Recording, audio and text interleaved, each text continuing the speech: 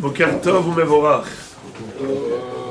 On va traiter la question de savoir est-ce que on pourrait, une femme qui souhaite cuire du pain, des chalotes dans un four de viande, est-ce qu'on peut manger ces chalotes avec du laitage ou vice versa si c'était un four de lait et on a cuit dedans des chalotes sur une plaque qui était propre, est-ce qu'on peut manger ces chalotes avec de la viande?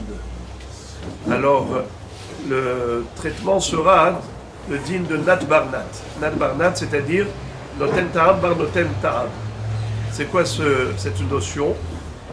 C'est que normalement, le goût de l'aliment, lorsqu'il est imprégné dans les parois, ensuite, lorsqu'on va cuisiner à nouveau, ce goût-là va se dégager. Il va aller vers le plat. Le plat qu'on va cuisiner dans une marmite va absorber le goût du sucre alimentaire imprégné dans les parois du kéli. C'est la raison pour laquelle on n'a pas le droit de cuire de la viande dans une marmite de lait ou du lait dans une marmite de viande. Même si la marmite est propre, c'est assourd. Pourquoi? Parce qu'il va y avoir un mélange au niveau du goût. Mais maintenant, la question se pose, qu'en est-il si c'est pas de la viande dans une casserole de lait, c'est du riz ou des spaghettis dans une casserole de lait? Est-ce que ces spaghettis-là, on peut les prendre et ensuite mettre dedans du jus de viande? Ou des spaghettis qui ont cuit dans une marmite qui était propre, qui était de viande, mais propre, et ensuite je mets dedans du fromage, dans ces spaghettis. Est-ce que c'est permis? Alors, en effet, là arrive un chidouche qui s'appelle Noten Ta'am bar Noten Ta'am. Nat bar Nat. C'est quoi ce Noten Ta'am bar Noten Ta'am? On dit que ce qui est interdit, c'est le croisement d'un goût de viande et un goût de lait en direct. Mais lorsque le goût a été affaibli par un premier transfert, alors lorsqu'il arrive à un deuxième transfert, c'est permis. C'est-à-dire, la viande par exemple, la viande a donné du goût au kéli. Le kéli a donné du goût au spaghetti. Donc il y a eu deux voyages. Premièrement, de la viande au kéli. Ensuite, on a nettoyé le kéli. Il n'y a que le goût qui est dans le kéli.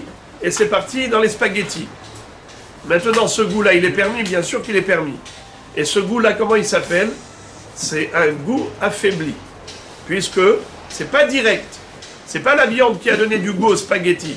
La viande a donné du goût au kéli.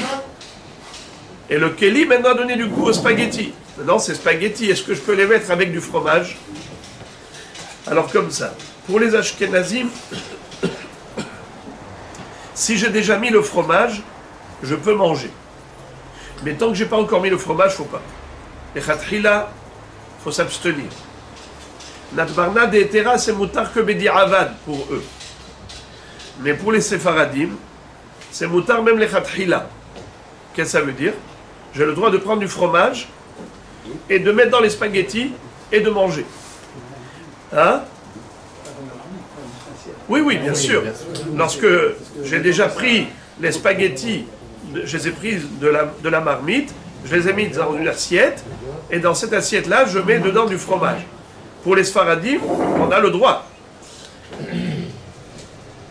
Mais quel est le din si je sais que j'ai envie de mettre du fromage dans les spaghettis? Est-ce que j'ai le droit de prendre les khatkhila, une casserole de viande, évidemment qui est propre, et de cuire dedans des spaghettis avec l'intention de retirer les spaghettis, de les mettre dans une assiette de lait et de mettre du fromage là-bas?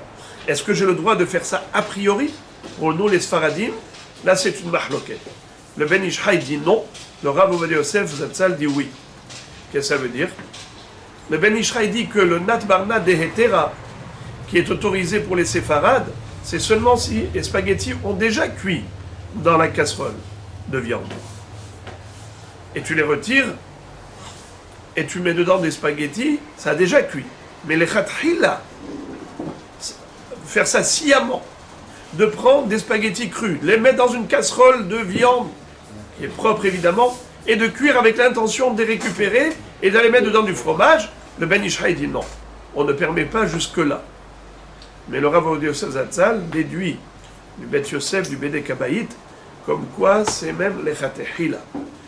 Même si je le veux, je peux prendre des spaghettis et aller les cuire dans une casserole de viande qui est propre, avec l'intention de les récupérer et de les mettre dans une assiette de lait et mettre là-bas du beurre et du fromage. Il dit que c'est permis. Car le nat barnat des Tera, le notentam bar notentam, pour les Sfaradim, c'est permis complètement sans aucune restriction.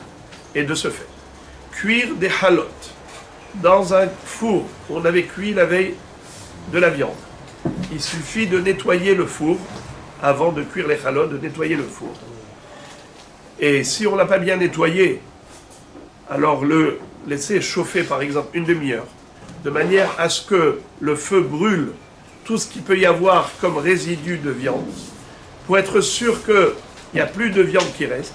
Et à partir de ce moment-là, le four étant certainement nettoyé, il n'y a plus dedans de viande réelle, alors on peut, pour les séfarades, les chatehila, cuire des halot là-bas, même si le four hier était de viande, je peux ensuite prendre ces halot et prendre avec ça du beurre, du fromage, puisque ça s'appelle nat barnat dehetera. Et selon le Ben Ishraï, si tu as l'intention de manger du fromage avec ces halot, c'est problématique. Mais si tu as déjà cuit les halot, pas pour les manger avec du fromage, une fois qu'elles sont déjà cuites, tu peux manger avec du fromage sans problème. D'accord? Donc voilà le din de nat barnat dehetera pour aujourd'hui.